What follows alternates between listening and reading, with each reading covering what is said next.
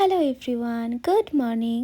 তো আজকে দিনটা ছিল 21শে মার্চ। তো সকাল সকাল ঘুম থেকে উঠেই আমি আমার মর্নিং ড্রিঙ্কটা খাচ্ছিলাম। দেন মিড মর্নিংয়ে একটা অ্যাপেল, আর তারপর লাঞ্চে খেয়েছি ভাত আর কষা মাংস। তো পিক্সির তো অলরেডি খাওয়া হয়ে গেছিলো, বাট ও যখনই আমরা খাই একবার করে আমাদের কাছে এসে বসে থাকে চেয়ারের মধ্যে, যদি একটু কিছু কেউ দিয়ে দেয়, বাট ওকে নর্মালি দেওয়া হয় না, তো দিইনি অ্যাজ ইউজুয়াল।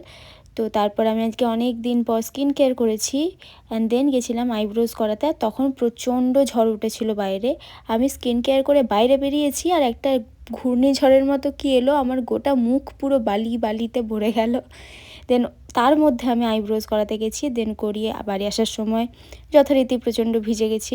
আমি নিচে এসে পার্কিং করি গাড়ি, বৃষ্টি পড়ছিল তখন, প্রচণ্ড জোরে জোরে বিদ্যুৎ চমকাচ্ছিল।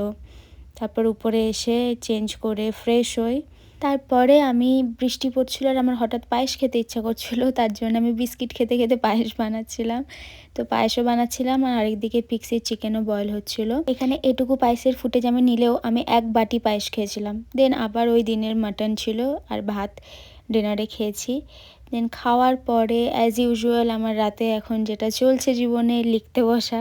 তো লিখতে বসেছিলাম, কিছুক্ষণ লেখালেখি করি। আর লাস্ট কয়েক বছর না, আমি আর আমার ভাই, যখন ভাই এখানে থাকতো, তখন ওই ওরিও বিস্কিটের সাথে দুধ অ্যাড করে ওটাকে ফ্রিজ করে দিতাম। দেন ওটা ওই যে হতো, এই ব্যাপারটা এটা আমরা খুব এনজয় করতাম খেতে। তো কালকে হঠাৎ ইচ্ছা করছিল, তার জন্য বানিয়েছিলাম। দেন রাত্রেবেলা লিখতে লিখতে যখন একটু একটু খিদে পাচ্ছিল, ওটা ফ্রিজ থেকে বের করে আনি, দিয়ে ওটাকে খাই।